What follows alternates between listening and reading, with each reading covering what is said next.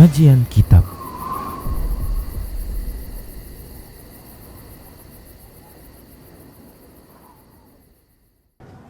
Assalamualaikum warahmatullahi wabarakatuh.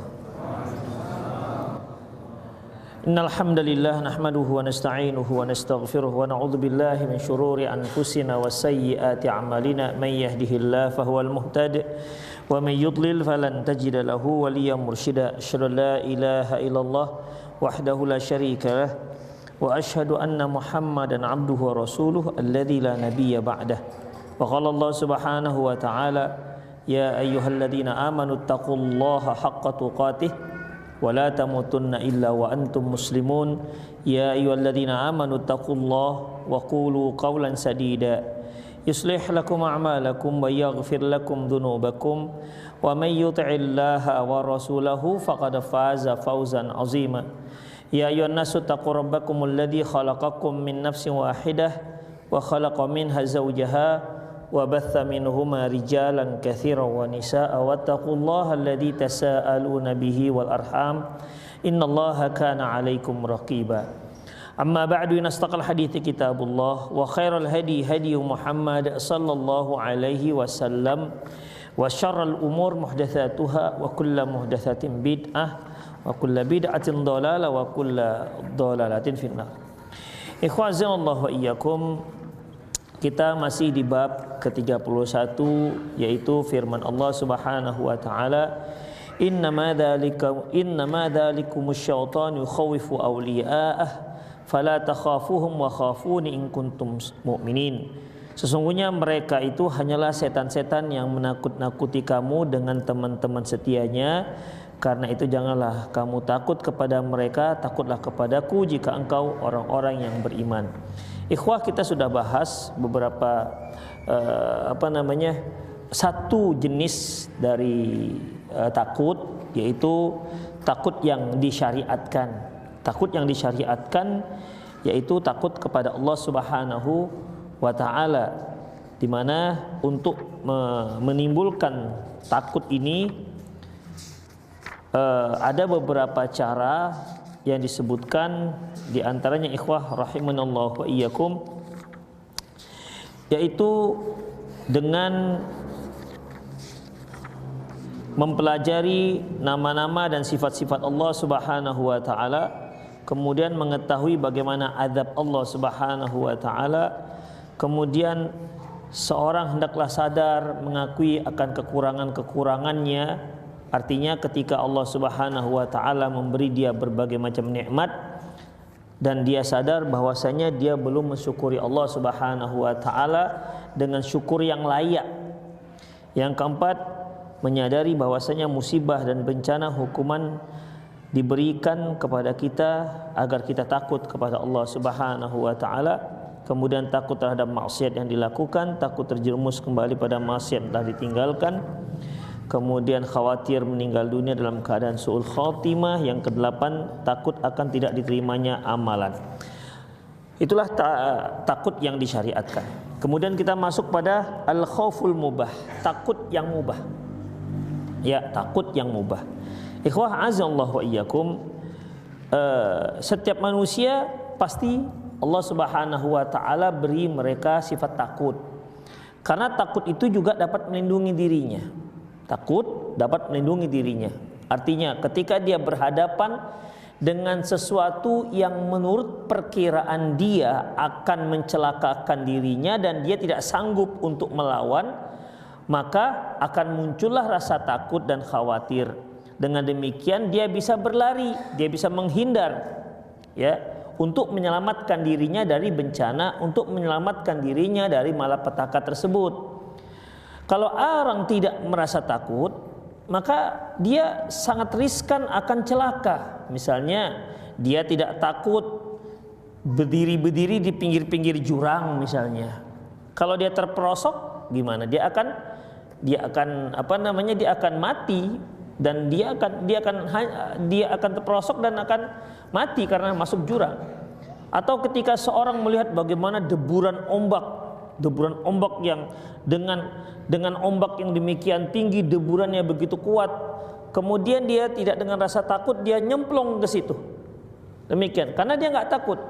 Sementara dia tahu bahwasanya dia tidak sanggup berbuat apapun, dia nggak bisa berenang. Demikian. Ini namanya dia merusak dirinya. Jadi takut itu perlu, ikhwah. Ya, takut itu perlu. Seorang istri kalau seandainya dia tidak takut kepada suaminya, dia bisa melawan. Demikian. Kita kalau tidak ada rasa takut dengan orang tua, kita bisa melawan. Walaupun takut itu terkadang diiringi dengan rasa hormat, ikhwah. Ya, segan. Demikian, segan. Terkadang ikhwah azallahu iyyakum, kita tidak membantah seseorang dikarenakan segan. Demikian ikhwah. Oleh karena itu takut itu perlu. Tetapi apabila takut itu berlebihan, ini namanya pengecut. Ya, pengecut. Jadi takut itu pun punya perhitungan. Misalnya nih, kita sedang berjalan pada malam hari, dijegat oleh seorang yang tinggi besar, dia bawa parang, sementara kita tahu diri kita ini kurus krempeng, nggak bawa senjata apa-apa. Kita berhadapan dengan orang ini yang dia katakan, marah, hartamu, mana sepeda motormu, misalnya begitu, dihadang tengah jalan. Kan tentu kita punya pikiran yang bisa men-scan dia, set, gede ini, nggak tanggup kita ini, begitu. Kan kita scan itu dia. Tengok badannya besar, wah lehernya sebesar pinggang kita misalnya, dia bawa bawa parang, kita nggak bawa apa-apa, itu kan bisa kita simpulkan kita nggak berani ngelawan dia, nggak sanggup, maka dibuatlah kesimpulan kita harus lari. Itu takut namanya ikhwah, dan itu takut punya perhitungan. Tapi ketika kita dijegat oleh seorang, kita tahu, kita scan dia ini kurus, krempeng, dia hembus, dia melambai, gak bawa apa-apa, kita bawa pisau, kita bawa pedang, kemudian kita takut, itu namanya pengecut. Ya, itu namanya pengecut. Kenapa ikhwah rahimallahu wa iyyakum? Karena kita sebenarnya bisa menghadapi dia. Kita bisa menghadapi dia, tapi kita enggan untuk menghadapi. Demikian ikhwah rahimallahu wa iyyakum. Antum pergi bersama istri, kemudian istri antum diganggu, antum diam-diam saja. Bang, saya diganggu loh bang, urusan mula deh, abang gak ikut campur. Tokokkan aja tuh suami kayak gitu. Demikian, berarti dia kan pengecut ikhwah. Dia tidak bisa membela istrinya. Demikian ikhwah. Ya kalau udah seperti itu kan harga diri ikhwah. Ya harga diri. Makanya takut itu perlu. Tapi kalau kelewat, pengecut namanya itu, ya, pengecut namanya. Jadi kalau takut membuat kita sampai tidak berani melakukan kewajiban kita, itu pengecut namanya. Ya, itu pengecut namanya. Ikhwah rahimallahu wa iyyakum. Jadi takut mubah itu ya takut yang wajar. Takut yang wajar. Sebagaimana firman Allah Subhanahu wa taala dalam surah Asy-Syu'ara ayat 14, walahum alayya dzambun fa akhafu ay yaqtulun. Kata Nabi Musa, aku punya salah kepada mereka dan aku takut mereka akan membunuhku. Kata Nabi Musa alaihissalam kepada Allah Subhanahu wa taala. Karena ikhwah azallahu iyyakum, kisahnya kan Nabi Musa ini kisah Nabi Musa ini ketika Nabi Musa alaihissalam membantu sukunya Bani Israel yang waktu itu yang satu suku dengan dia, satu bangsa dengan dia, minta tolong Nabi Musa untuk membela dia dengan ada sukunya Fir'aun ini yang sedang menzolimi. Ya bagaimanapun ikhwah, suku Qibti pada waktu itu dia termasuk suku kalangan atas. Sementara Bani Israel itu semenjak Nabi Yusuf alaihissalam wafat, mereka sudah dianggap remeh. Bahkan banyak di antara mereka dijadikan budak. Ya, karena Bani Israel ini kan datangnya ke Mesir itu kan pada waktu masa Nabi Yusuf menjadi pejabat. Dia yang mengajak keluarga-keluarganya dari Kanaan untuk pindah ke Mesir. Namun mereka itu diistimewakan hanya sebatas ketika Nabi Yusuf alaihissalam menjadi pejabat. Setelah Nabi Yusuf tidak lagi dari pejabat atau beliau sudah meninggal dunia, sedikit demi sedikit ya yang namanya penduduk pribumi itu kan ada apa namanya ya? Cemburu ya, cemburu. Kami pribumi nih, gitu. Kami pribumi, PS pemuda setempat. Demikian, pemuda setempat. Makanya pemuda setempat itu kalau kita bangun-bangun rumah, datang dia ngambil tanah dari kami. Nah, gitu kira-kira. Kami PS. Dia merasa dia ada sedikit hak lebih dibandingkan para pendatang.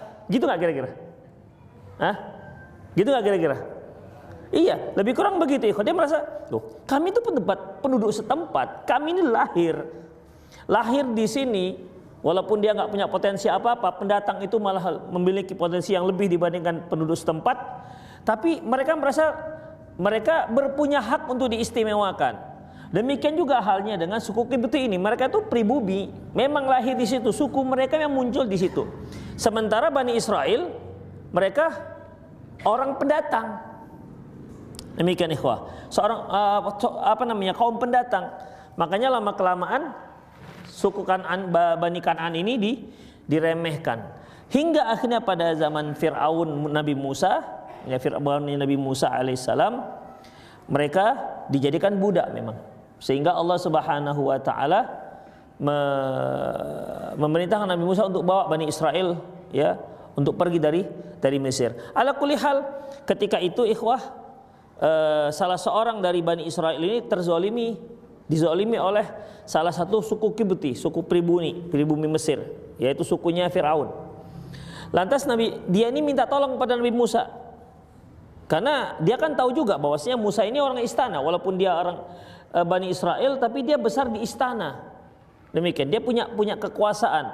Akhirnya Nabi Musa melihat suku Kipti ini dia menzalimi kaumnya, menzalimi ikhwah, bukan dikarenakan sekedar membela, bukan dikarenakan membela karena ta'assub. Ya misalnya begini, kan ada juga pembela ta'assub. Misalnya dia dilihat ada orang sedang bertengkar, ternyata salah satu dari mereka sama suku dengan kita atau sama satu marga dengan kita. Ya kita belajar satu marga tanpa mempedulikan mana yang salah mana yang benar. Itu kan namanya ta'assub, fanatik, nggak dibolehkan. Nabi Musa alaihissalam melihat dia Bani Israel ini sedang dizolimi. Makanya dia bela. Lantas ikhwah rahimallahu wa iyyakum, lantas Nabi Musa alaihissalam membantu orang ini. Permasalahannya adalah Nabi Musa itu orangnya kuat. Fawakazahu Musa faqadha alaih. Lantas Nabi Musa pun pukul orang ini. Sekali pukul, faqadha alaih qaddarallahu ma syafa'ala, mati orang ini sekali pukul. Ya, mati. Dan memang Nabi Musa terkenal kuat ikhwah. Beliau pukul batu saja benyok dibuatnya. Bisa bebekas batu dibuat. Seperti kalau kita pukulkan palu kalau pukulkan palu ke batu, kira-kira gimana? Masih melenting dia kan? Nabi Musa memukulkan batu, batunya benyok. Demikian. Berarti kan lebih kuat dibandingkan palu. Kalau antum coba sekali-sekali pukulkan batu. Coba lihat mana yang benyok. Kira-kira yang mana kira? Demikian ikhwah.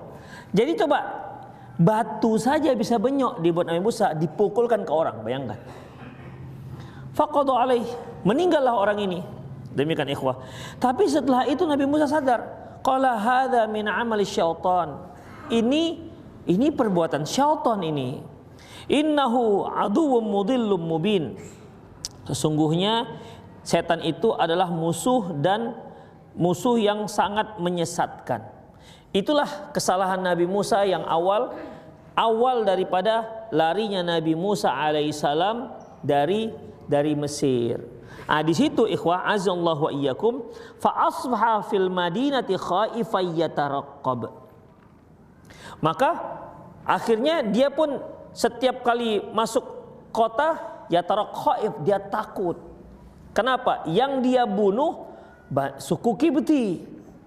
Suku Kipti itu sukunya Fir'aun, sukunya raja, punya tempat istimewa di Mesir. Akhirnya setiap kali dia masuk Madinah, masuk kota, khaifan, dia takut Karena bagaimanapun kuatnya Nabi Musa melawan tentaranya Firaun, ya nggak kesanggup dia. Berapa hebatnya dia. Demikian ikhwah. Ya nggak akan mungkin dia bisa melawan sekian banyak, sekian ratus, sekian ribu tentaranya Firaun. Makanya dia takut ditangkap. Kalau ditangkap berarti akan dihukum. Nggak tahu dia apa hukumnya. Minimal hukumnya dibunuhlah karena dia telah membunuh. Itulah yang membuat Nabi Musa alaihissalam takut. Itu dia ikhwah. Takut di sini wajar. Ya, wajar. Takut ditangkap oleh Fir'aun. Demikian ikhwah rahimallahu wa iyyakum. Dan takut tersebut takut yang bukan takut yang terlarang, tapi memang takut yang sudah memang seharusnya begitu. Ya, memang seharusnya seperti itu. Karena dia merasa tidak sanggup untuk melawan. Akhirnya Nabi Musa pun larinya ke Madian. Madian itu ikhwah, kalau negara Saudi bagian utaranya itu Madian. Ya, bagian utara Madian.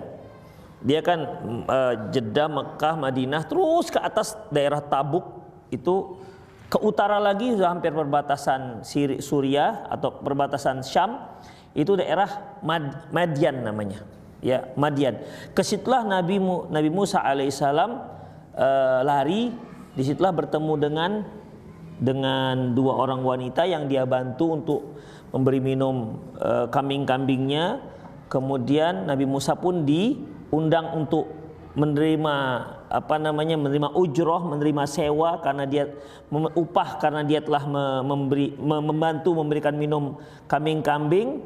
Kemudian telah bertemu di situ dengan orang tua dua wanita ini. Namun nggak ada, setahu saya tidak ada hadis yang jelas tentang siapa namanya. Namun ada yang menyebutkan itu Nabi Syuaib. Tapi memang tidak ada dalil yang jelas. Intinya dia adalah orang tua, ya orang tua. Sama juga dengan dua wanita ini namanya, ada yang riwayat Israiliyat, ada yang menyebutkan satu namanya Safuro, satu lagi namanya Laya. Kemudian ikhwah rahimallahu iyyakum. Ceritalah, kemudian Nabi Musa pun cerita kenapa dia sampai Madian. Cerita. Kemudian apa kata orang tua si wanita ini? Falamma ja'ahu wa qassa'al qasas, ketika Nabi Musa datang bertemu dengan orang tua ini, apa katanya? Setelah menceritakan ceritanya, qala la takhaf.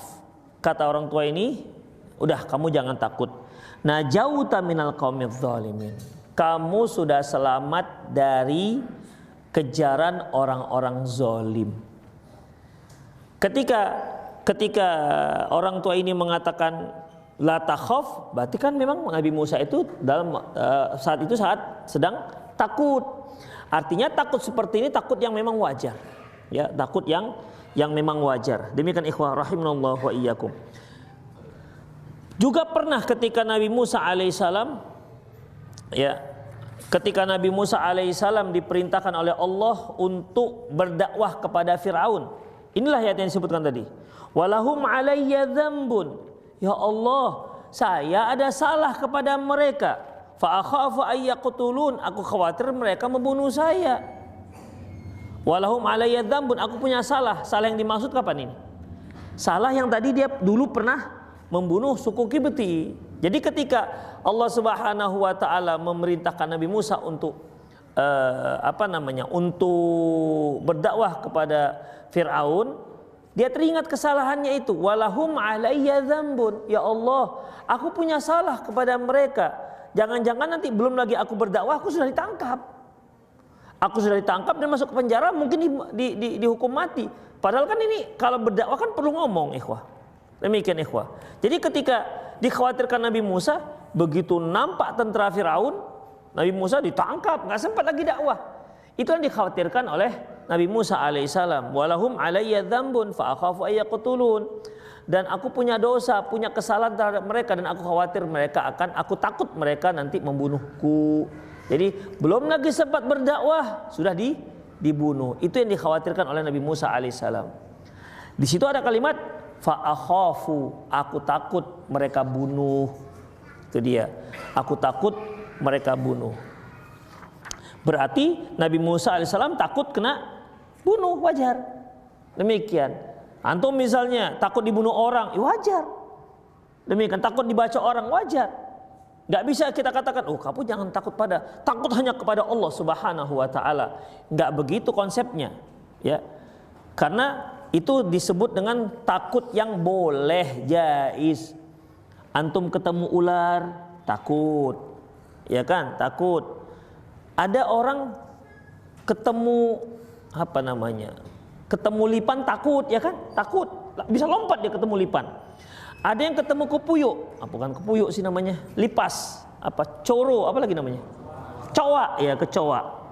Ada nggak yang nggak bisa nengok kecoa, begitu nengok kecoa lari dia, takut.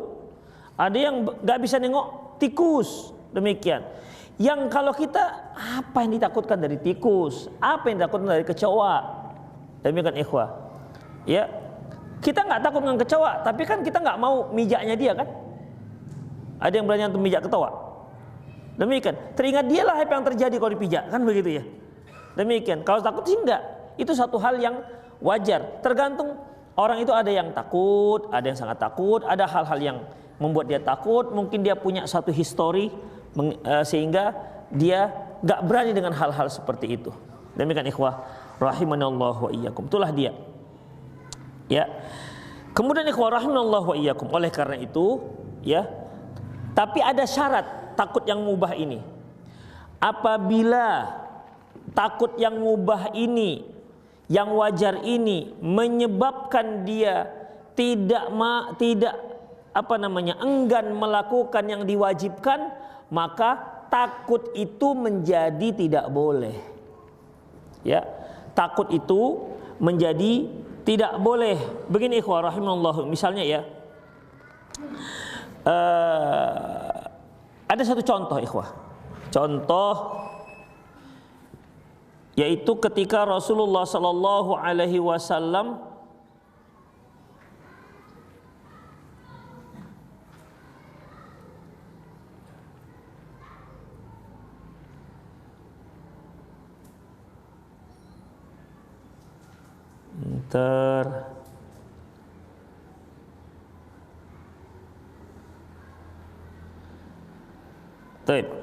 Surah Al-Ahzab ayat 37.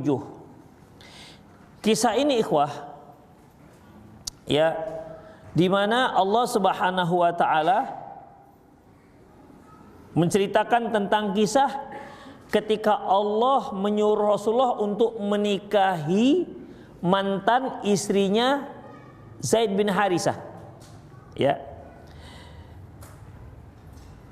Wa ittaqulu lilladzina an'amallahu alaihi wa an'amta alaihi. Dan ketika kamu berkata kepada orang yang telah Allah limpahkan nikmat kepadanya dan kamu juga telah memberi nikmat kepadanya, maksudnya Zaid bin Harisah. Zaid bin Harisah punya istri. Udah. Zaid bin Harisah punya istri.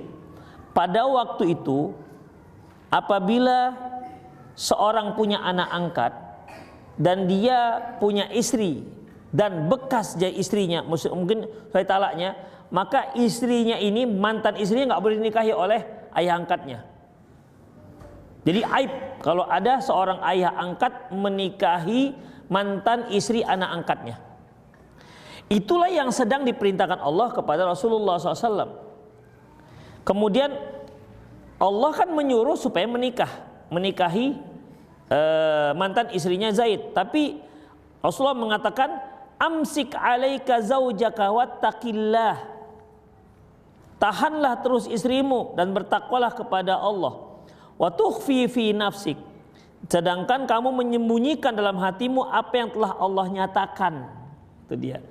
Jadi apa yang telah Allah nyatakan artinya Allah perintahkan untuk menikah dengan mantan istrinya Zaid bin Harisah. Tapi jadi ikhwah begini, Zaid bin Harisah punya istri. Dan Rasulullah Sallallahu Alaihi Wasallam diperintahkan untuk menikahi istrinya Zaid, tapi kan nggak boleh, karena masih jadi istri orang, ya, masih jadi istri orang. Kalaupun Zaid mentalak istrinya, itu pun Rasul sebagai ayah angkat nggak boleh. Dalam adat mereka nggak boleh menikah dengan mantan istri anak angkat. Konon lagi dia belum diceraikan. Demikian ikhwah. Jadi Allah Subhanahu wa taala menurunkan wahyu supaya Rasulullah menikahi istri Zaid bin Harisah. Berarti kan Zaid bin Harisah harus menceraikan. Nah, ya kan ikhwah? Ini kan kisahnya ini betul-betul wahyu apa enggak gitu. Kan orang kan ini pandai-pandai ini si Muhammad aja ini suka dia dengan istrinya Zaid, dibilangnya lah wahyu, dibilangnya begitu supaya diceraikan begitu ikhwah. Jadi khawatir Rasulullah SAW. Demikian. Makanya Rasulullah mengatakan amsik alaika zawjatak wattaqillah, kamu tahan istrimu, yang usah kamu cerai. Bertakwalah kamu kepada Allah. Wa tukhfi fi nafsik, sementara kamu tahu bahwa itu ada perintah dari Allah Subhanahu wa taala. Wa takhshan nas wa mallahu mubdih, Allah akan ceritakan ini, kisah ini kepada seluruh umat manusia. Kan tadi masih di rahasia Rasulullah, tapi kan akhirnya keluar ayatnya. Ya, wallahu mubdih, dan Allah Subhanahu wa taala akan menyatakannya. Kemudian wa takhshan nas, apakah kamu takut kepada manusia? Wallahu ahaqqu an takhsya, Allah itu lebih berhak untuk kamu takuti. Demikian ikhwah. Jadi tidak boleh, karena itu merupakan perintah Allah Subhanahu wa taala. Falamma qada Zaidun minha watara, ketika Zaid mengakhiri keperluannya terhadap istrinya atau menceraikannya, zawwajanakaha, maka kami pun menikahkan kamu dengan istrinya Zaid. Demikian ikhwah. Likaila yakuna 'alal mu'minina harajun, agar tidak ada lagi keberatan bagi orang-orang mukmin untuk mengawini istri-istri anak angkat mereka. Jadi tidak apa-apa, ya. Demikian ikhwah rahimallahu wa iyyakum. Jadi istri Zaid ini, mantan istri Zaid ini, makanya dia selalu kalau istri-istri beliau itu berbicara tentang masalah pernikahan mereka dengan Rasulullah, kalau istri Zaid ini mengatakan yang menikahkan aku adalah Allah Subhanahu wa taala. Kan perintah dari Allah. Demikian ikhwah. Karena memang ya sebagaimana ibu-ibu yang lain, ada juga lah kelas antar istri. Ya, ada kelas antar istri seperti Hafsah radhiyallahu anha berkata kepada Sofiyah binti Huyai. Sofiyah binti Huyai bin Akhtab ini kan memang orang anak Yahudi. Ya, ayahnya Yahudi. Maka Hafsah mengatakan kamu itu anak Yahudi. Memang sih betul, tapi dalam rangka dalam rangka merendahkan. Demikian. Nangis Sofiyah binti Huyai mendengar ucapan Hafsah. Nangis. Rasulullah datang. Rasulullah katakan, kamu kenapa kok nangis? Ya Rasulullah, Hafsah mengatakan saya itu ibnatul Yahud, anak orang Yahudi. Memang betul ikhwah, ya. Memang betul. Tapi kalau dalam dalam bahasa merendahkan, ya itu membuat seorang wanita yang nangis. Ya memang perempuan dari dulu nangis begitu. Minta pembelaan suaminya kan. Akhirnya kata Rasulullah, kamu kenapa nangis? Iya, Hafsah mengatakan saya itu anak Yahudi. Nah, begitu, anak Yahudi. Apa kata Rasulullah? Membela membela Sofiyah. Apa kata? Loh, kenapa mereka menganggap remeh?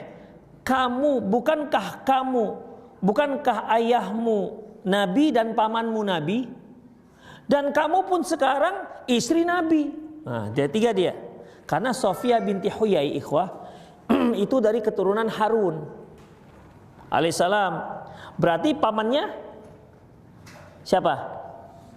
Nabi Musa. Berarti dia juga Nabi. Jadi loh, kamu tidak usah minder. Kamu itu anak Nabi, pamanmu Nabi, suamimu juga Nabi. Mana ada yang seperti itu? Nah, demikian ikhwah. Jadi artinya kalau ada istri antum nangis karena kecil hati, antum besar-besarkan hatinya. Itu dia. Pulang-pulang nangis, kenapa dik nangis? Iya, kata tetangga awak nggak pandai masak. Memang kamu nggak pandai masak, tapi kan kau good looking. Nah, kira-kira. Tapi kan kamu pandai bersihkan rumah, pandai jahit. Enggak apalah. Kalau masak kita bisa COD. Itu namanya cara-cara membesar-besarkan hati istri. Demikian. Tapi jangan terlalu dibesar-besarkan juga, ngelunjak dia nanti. Demikian ikhwah rahimanallahu wa iyyakum. Itu dia. Jadi salah satu fungsi suami itu yang membesarkan hati istri, jangan sampai dikecilkan. Demikian. Kata tetangga, saya nggak pandai masak. Loh betul kan Dik? Memang nggak pandai masaknya kau itu. Abang udah bilang dari dulu, sejak dulu makmu nggak pandai masak juga kan? Maknya pun kena jadinya. Jangan seperti itu ikhwah. Ya, itu mengecilkan namanya. Taib. Ikhwah azallahu wa iyyakum. Jadi dalam masalah ini ikhwah azallahu wa iyyakum, artinya ini takut-takut yang boleh. Tapi di sini Rasulullah SAW ditegur oleh Allah Subhanahu Wa Taala gara-gara takut. Ya siapa ikhwah nggak takut, ya kan? Kisahnya coba, kisahnya itu Zaid punya istri. Kemudian firman Allah supaya Zaid ini Rasulullah menikahi istrinya Zaid. Padahal Zaid masih ada hubungan suami istri dengan istrinya. Ini kan berarti ini pandai-pandai si Muhammad ini. Bisa seperti itu. Karena kalau Rasulullah mau menikahi istrinya Zaid, berarti Zaid harus menceraikan. Kisah seperti ini ikhwah, khawatir Rasulullah sallallahu alaihi wasallam. Demikian ikhwah. Makanya Allah katakan takut. Allah lebih berhak untuk kamu takuti. Oleh karena itu ikhwah azallahu wa iyyakum, enggak boleh kita takut kalau sampai takut itu membuat kita melanggar syariat. Ya, melanggar syariat. Takut misalnya nih, ibu-ibu pakai jilbab syar'i. Takut kenapa? Nanti dibilang orang ninja, nanti dibilang orang diolok-olok orang, dibully orang misalnya. Demikian ikhwah.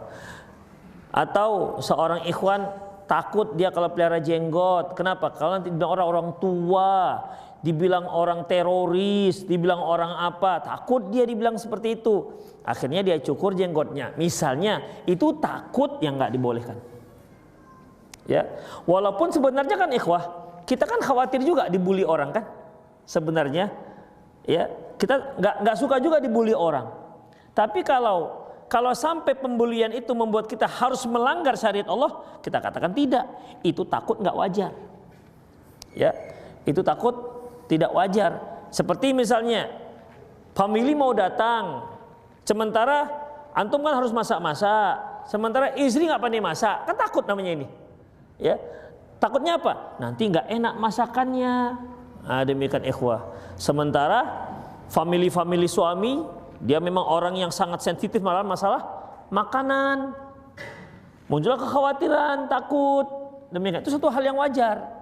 Demikian ikhwah rahimanallahu wa iyyakum. Ya, jadi sekali lagi apabila takut kita itu sampai membuat kita tidak melakukan kewajiban, maka itu tidak dibolehkan. Demikian ikhwah.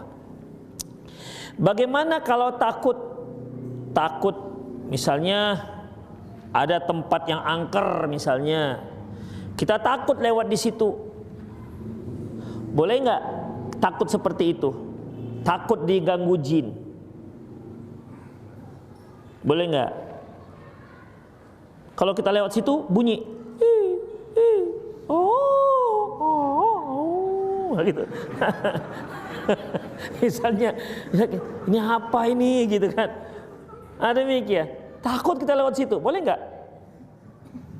Karena takut jin. Gini aja lah ikhwah. Antum tiba-tiba pulang nanti pas gelap-gelap muncul genderuwo, takut nggak? Takut? Hah? Belum pernah ya? Jangan. Demikian. Tiba-tiba muncul hantu misalnya. Walaupun hantu itu ya Indonesia ini kan banyak jenis hantu. Demikian, beda dengan yang luar-luar. Kalau orang luar kreativitas hantu mereka tuh sedikit. Beda dengan kita banyak sekali hantunya. Sundul bolong, malampir, gerandong, lagi pocong. Pocong, nenek gayung, suster ngesot. Nah, demikian. Ya. Sundel bolong juga termasuk. Demikian ikhwah. Jadi takut, boleh nggak takut seperti ini? Misalnya nih mati lampu, takut untuk ke dapur, takut nanti ada apa-apa begitu, ada suara-suara, boleh nggak? Memang ini masalah khilafiyah. Syekh Shalih Utsaimin mengatakan nggak boleh takut seperti ini. Tapi masyayikh yang lain mengatakan boleh. Karena satu hal yang pernah terjadi, misalnya orang kesambet kan ada kan? Kesambet. Pernah nggak antum ketindihan? Nah, pernah. Itu kan juga setan. Demikian, sesuatu yang nyata. Tetapi ya, walaupun takut memang harus dilawan. Walaupun takut harus dilawan. Demikian ikhwah. Misalnya nih, pernah nggak antum mungkin malam hari tiba-tiba ada suara-suara kos tiba-tiba merinding, pernah nggak? Nah, itulah takut namanya. Jadi kalau kita katakan nggak boleh takut, nggak takut susah tapi merinding, itu takut namanya. Nggak takut tapi merinding, itu takut namanya. Demikian. Ya itu manusiawi takut seperti itu. Jadi Allahu a'lam bishawab, karena memang jin-jin ini bisa memudaratkan, ya nggak apa-apa. Tetapi kita harus memberanikan diri untuk mengusirnya walaupun disertai rasa takut. Itu dia. Karena kalau kita takut, jin ini akan melonjak.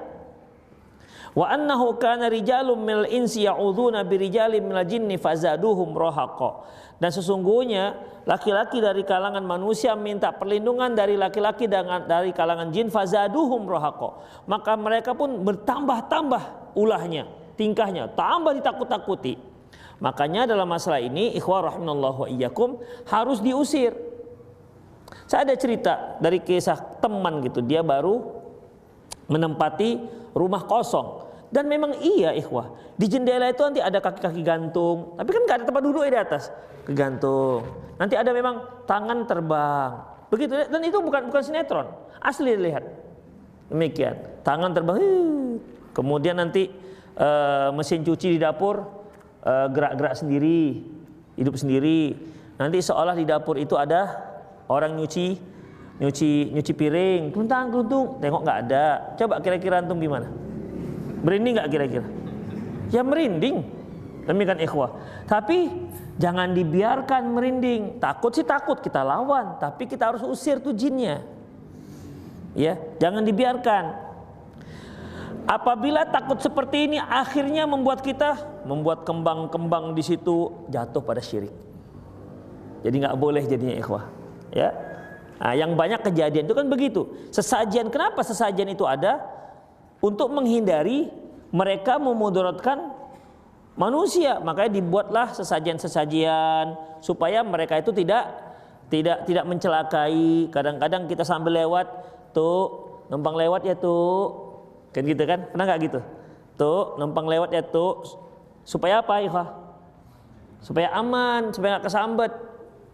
Demikian ikhwah. Dan pernah saya dengan beberapa orang sambil jalan di kolam raya. Selewat tiba-tiba tuh numpang lewat itu, apa ini tiba-tiba di belakang tuh numpang lewat itu, dan itu masih ada untuk di kalangan orang-orang awam. Demikian ikhwah. Kolam raya itu kan kalau malam kan gelap, ya kan? Jadi saya ada beberapa orang lewat situ jalan ke tempat yang di sebelah. Begitu tuh numpang lewat ya tuh, ternyata masih ada memang ikhwah. Dulu waktu kecil sering dengar seperti itu, kita numpang lewat. Ternyata sudah besar begini, tua begini juga ternyata masih ada yang begitu. Jadi bukan satu hal yang sudah nggak ada, masih ada dipertahankan oleh sebagian orang karena takut diganggu. Demikian, dan nggak dibolehkan. Ya, nggak dibolehkan. Jadi ikhwah, kalau kita tahu di situ ada jin mengganggu, maka usir dia, jangan takut. Apalagi antum nyewa jin di situ, dia nggak ikut nyewa. Udah nggak ikut nyewa, nakut-nakutin kan? Kalau 50-50 masih mendingan lah kan? Ini sudah dia nggak nyewa, nakut-nakutin lagi, usir dia. Dengan cara bagaimana ikhwah? Baca Quran banyak-banyak. Walaupun kita baca Quran kadang alif lam mim dzalikal kitab, nggak apa-apa, lanjut aja. Insya Allah hilang itu. Demikian ikhwah, hilang dia lama-lama. Demikian, ya. Harus diusahakan. Jadi Allahu a'lam bishawab, takut dengan jin-jin yang bisa merasuki atau bisa memudaratkan atau menakut-nakuti, maka itu Allahu a'lam bishawab masih natural, masih boleh selama kita berusaha untuk mengusirnya dan selama kita tidak membuat kita akhirnya menjinakkan diri dengan cara membuat sesajian-sesajian. Itu bukan takut lagi ikhwah, itu sudah ditambah dengan pengagungan jadinya. Demikian. Ditambah dengan pengagungan dan itu jelas tidak dibolehkan. Demikian ikhwah rahimanallah wa iyyakum. Baik, jadi kalau takut tadi sampai membuat kesyirikan, maka itu jadi jatuh pada takut yang haram. Ya, sekedar takut saja boleh, tapi kalau sampai jadikan kesyirikan buat saja-sajian, itu sudah jatuh kepada yang haram. Demikian ikhwah rahimanallah wa iyyakum. Tab selanjutnya ikhwah azza wa iyyakum, takut yang haram lagi, misalnya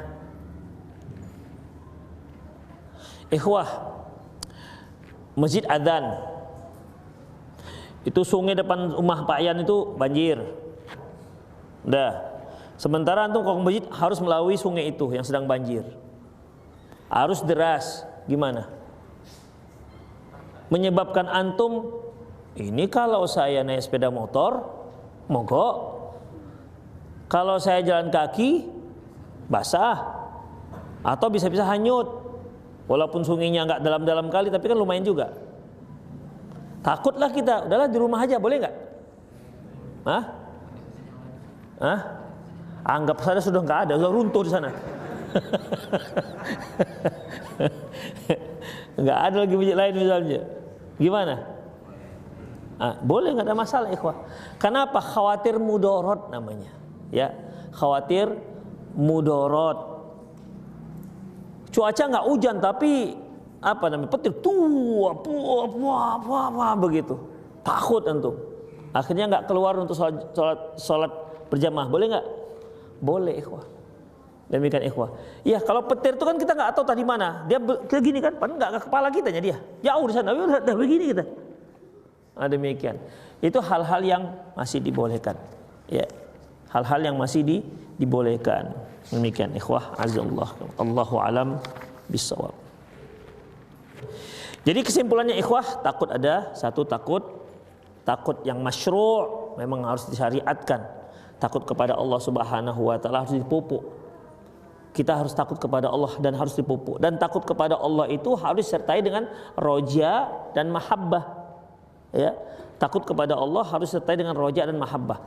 Kalau kita takut terhadap hewan yang buas, kita takut itu menjauhkan. Tapi kalau kita takut kepada Allah, membuat kita semakin dekat dengan Allah. Karena yang kita takuti itu adalah hukumannya. Kalau begini ikhwah, ada harimau, kita takut. Kenapa kita takut? Takut apa? Takut dimangsa, takut diterkam. Kalau kita tahu itu harimau jinak, takut nggak kita? Nah itu kan, karena kita khawatir dia memudaratkan kita. Demikian juga ketika kita takut kepada Allah, takut kita mendapatkan siksanya kalau kita durhaka. Jadi kita gimana? Makanya supaya kita tidak diadab oleh Allah, takut kena azab, maka kita kebalikannya melakukan dengan taatan kepada Allah Subhanahu wa taala, dan ketaatan kita kepada Allah disertai dengan cinta.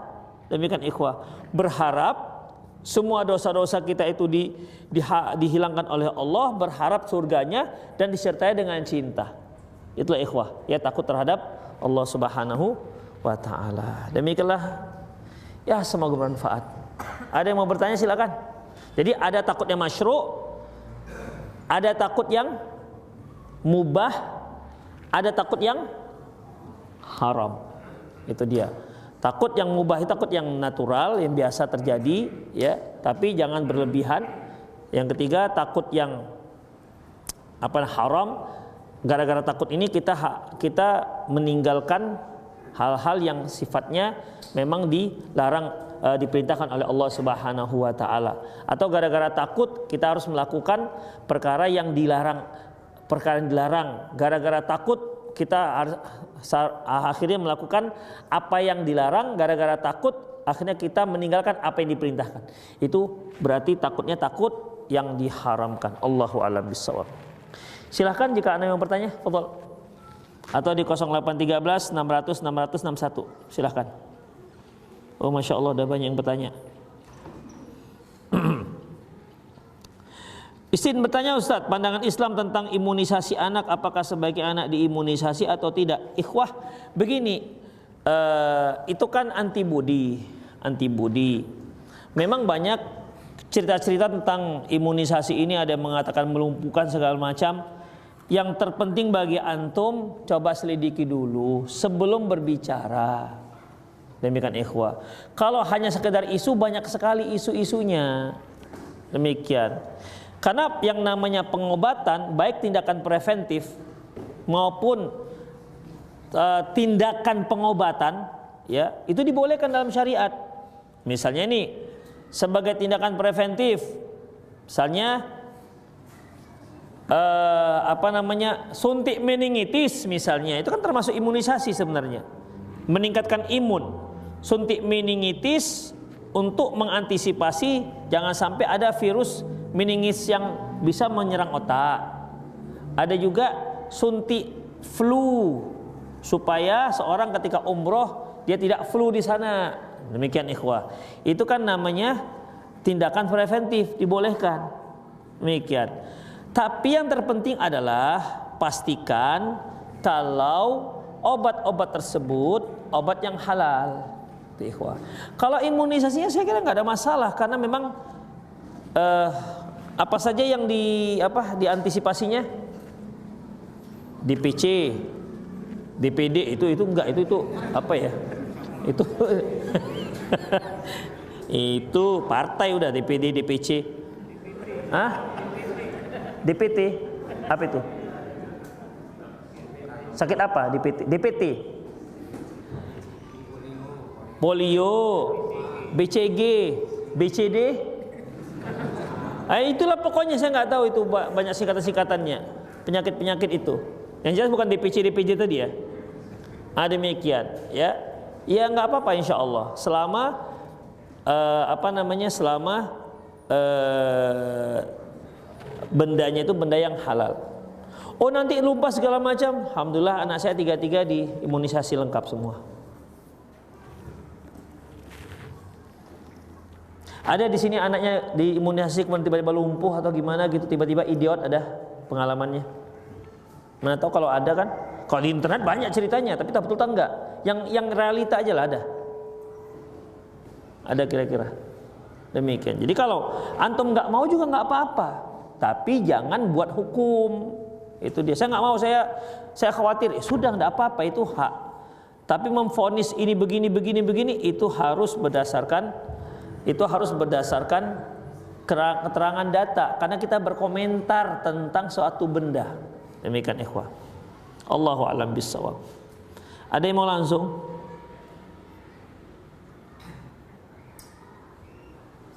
Ya. Gimana? Menanam rambut. Oh, apa namanya?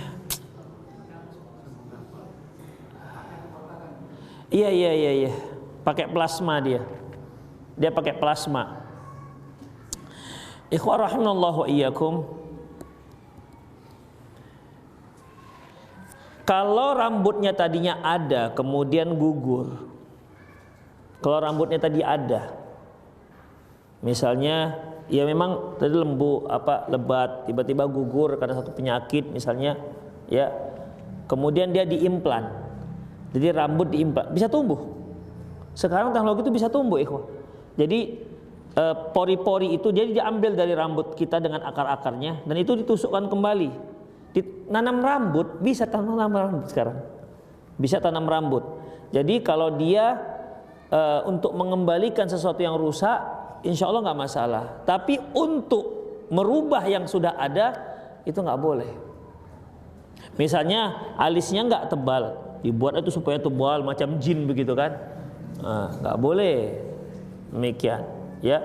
Tapi kalau dia tadinya gugur rambutnya, laki-laki kan biasanya gugur rambutnya, bagian sini gugur, yang seharusnya dia berwudu pas datar gini kan, pas ujung rambut itu kan wudu untuk wajah.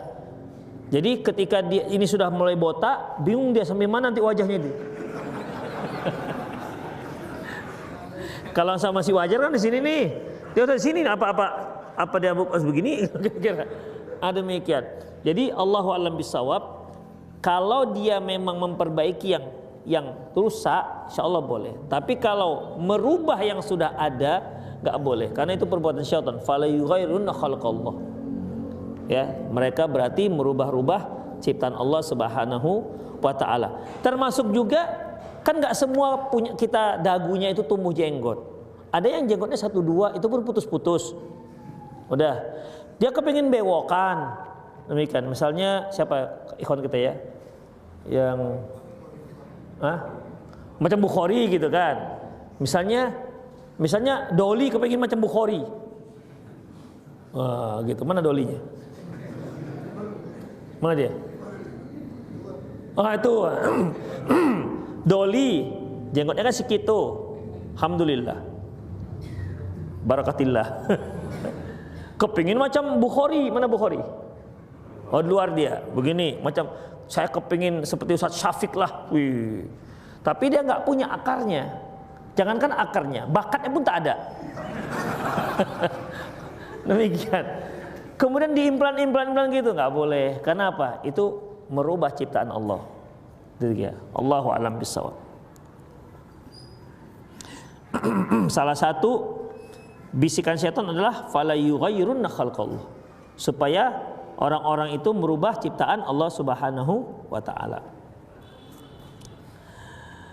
Ustadz, saya kebetulan bekerja di instansi pemerintah syurtoh. Kebetulan pada malam 25 Desember kemarin pimpinan saya memberi uang kepada personel dengan amplop bertulisan Selamat Natal.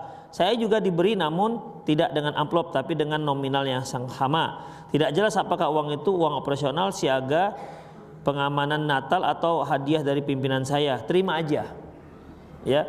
Karena kalau antum sebagai syurtoh, sebagai polisi, nggak apa-apa antum mengamankan gereja. Kenapa? Karena antum personil aparat pemerintah yang memang bertugas mengamankan semua masyarakatnya. Demikian. Karena memang antum aparat pemerintah. Tapi kalau antum banser nggak boleh.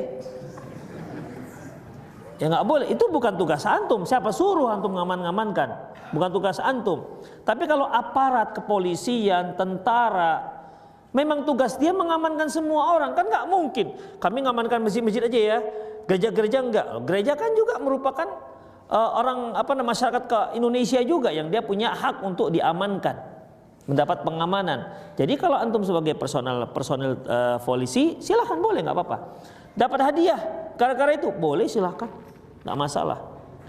Walaupun antum nggak kerja segala macam, tiba-tiba misalnya nih saya dapat dari tetangga parcel selamat hari Natal, boleh nggak saya terima hadiah itu? Boleh, boleh. Dan itu fatwanya Abu Barzakh al-Aslami dan Aisyah radhiyallahu anha. Ibnu Taimiyah juga membolehkan dan Ibnu Qayyim juga membolehkan menerimanya. Tapi jangan balik mengucapkan selamat. Itu dia. Terima boleh, sekedar menerima. Tapi tentunya yang halal lah. Jangan yang begitu dibuka bungkusan, janganlah. Janganlah yang begitu. Yang jelas halal, biskuit misalnya, yang jelas halal. Boleh, insyaallah. Ada yang mau nanya langsung? Ya.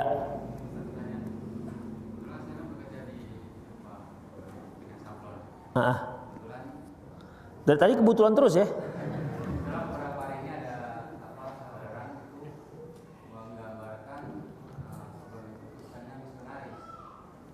Misionaris. Artinya?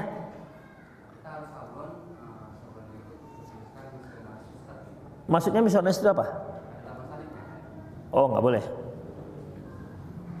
Antum tolak. Karena itu sudah ciri khas, nggak boleh. Wayakum.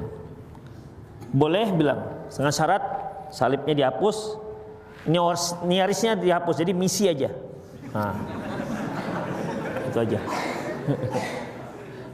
Yorisnya dihilangkan, jadi misi aja. Kalau oke katanya oke, udah kan boleh kan?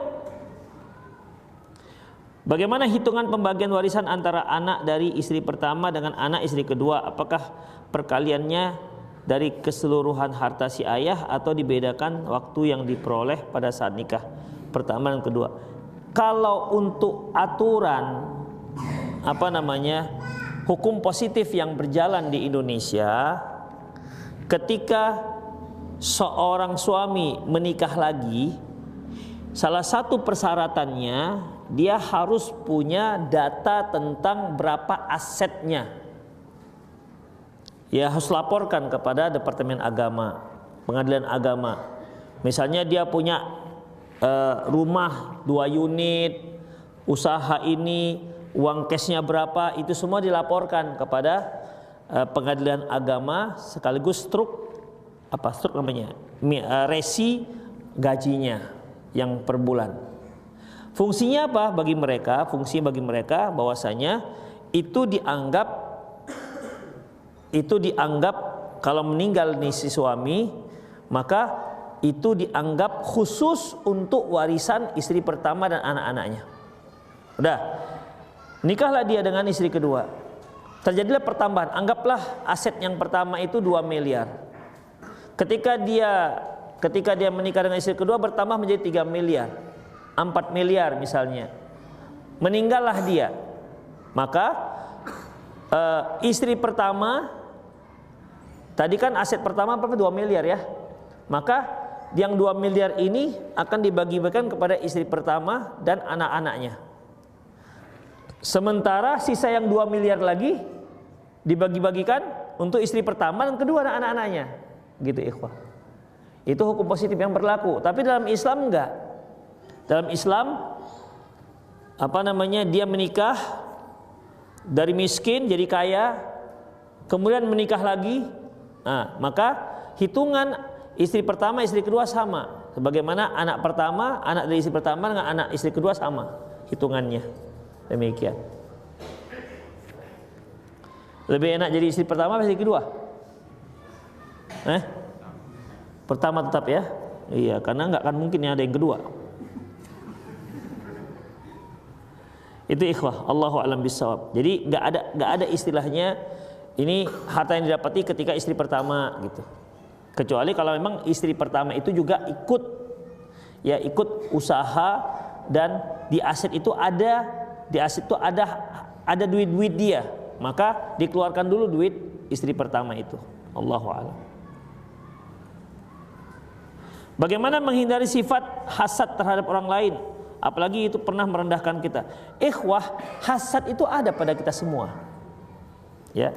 Sifat hasad itu ada pada kita semua. Artinya bahasa singkatnya SMS. Susah melihat orang senang melihat orang susah. Itu dia. Ya. Yang biasanya yang seperti ini, hasad ini itu ke selevel, yang orang-orang yang selevel dengan dia, sama-sama pedagang madu misalnya, sama-sama apa misalnya. Sekarang yang sedang happening apa? Usaha. Kalau dulu kan madu semua. Sekarang apa? Nggak ada lagi saya dengar usaha yang sedang topnya. Nggak ada ya? Hah? Kopi, oh ya kopi, betul. Tapi karena kopi itu modalnya besar, jadi nggak semua bisa. Kopi juga termasuk. Saya kira bukan hanya di kalangan kita, di kalangan orang umum juga kopi, food court kopi gitu. Demikian ikhwah. Jadi intinya dia yang selevel biasanya yang hasad, antar ustadz yang selevel itu dia. Kemudian antar pedagang ada hasad seperti itu. Demikian. Jadi bagaimana ikhwah? Yang terpenting jangan turuti, hilangkan, usahakan hilangkan. Cara menghilangkannya bagaimana ikhwah? Antum hasad dengan siapa nih? Dengan fulan. Kasih dia hadiah. Sering-sering bertemu dengan dia, sering bercengkrama dengan dia. Karena itu untuk kita, untuk penyakit kita. Kalau enggak nanti itu hasad akan berkembang dan memudaratkan diri kita. Ternyata usaha dia semakin meningkat, usaha kita stagnan di situ saja. Dia sudah beli mobil 2, ketika dia beli mobil saja kita sudah mulai meriang. Tambah satu lagi, wah meriang lagi. Kawin lagi dia, meninggal kita jadinya. Demikian. Kenapa? Hasad terlalu hebat. Dia nggak ada urusan dengan kita, kita meninggal sendiri gara-gara itu, sakit hati.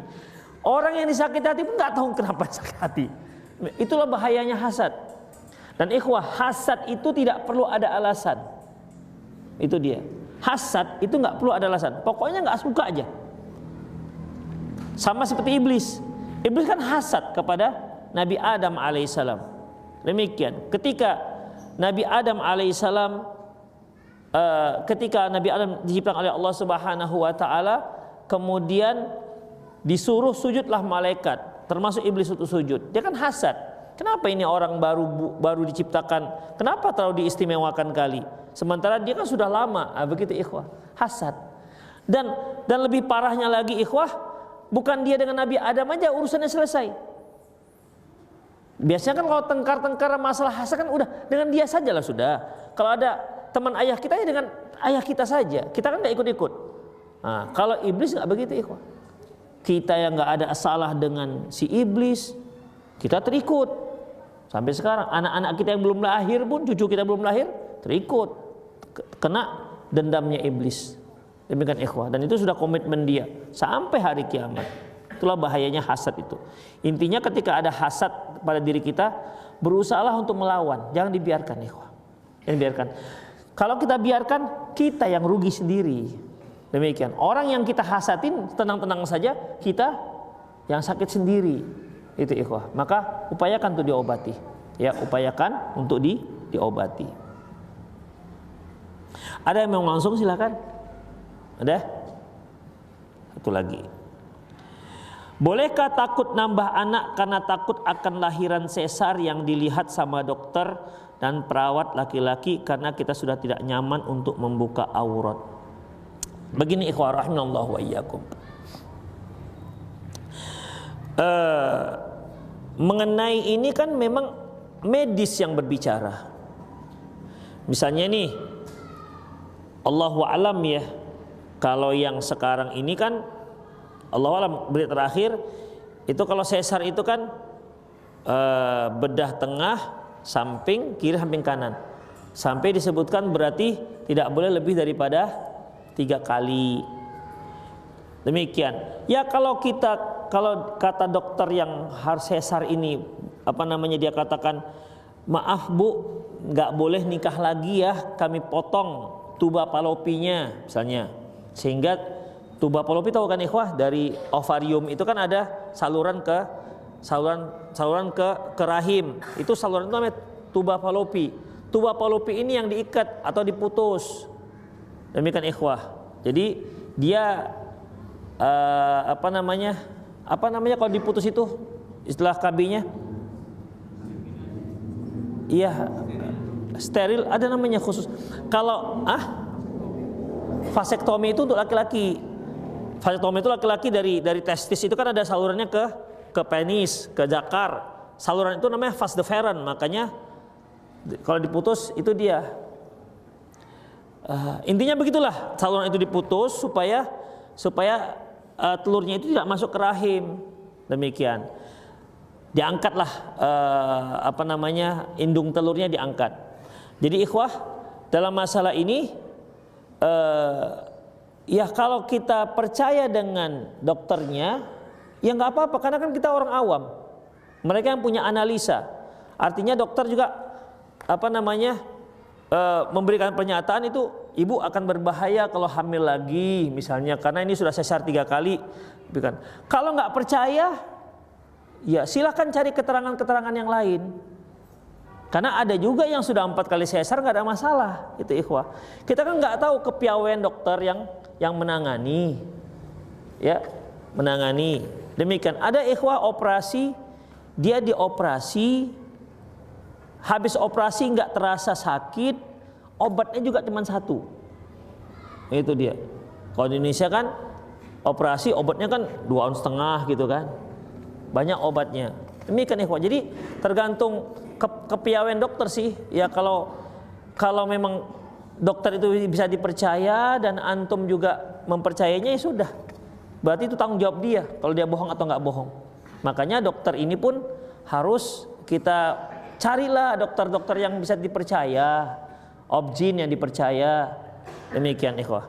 Jadi kalaupun antum untuk sesar dari awal itu cari yang perempuan.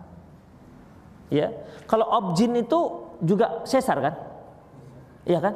Bisa nyesar kan? Banyak kan? Sekarang obgyn perempuan ikhwah, banyak. Yang saya kenal ada 1. Demikian. Jadi cari yang perempuan. Dan bisa request, Bu tolong ya jangan dibantu perawat laki-laki. Itu bisa ikhwah. Demikian. Yang nggak ada itu adalah bedah onkologi. Sampai sekarang nggak ada yang perempuan.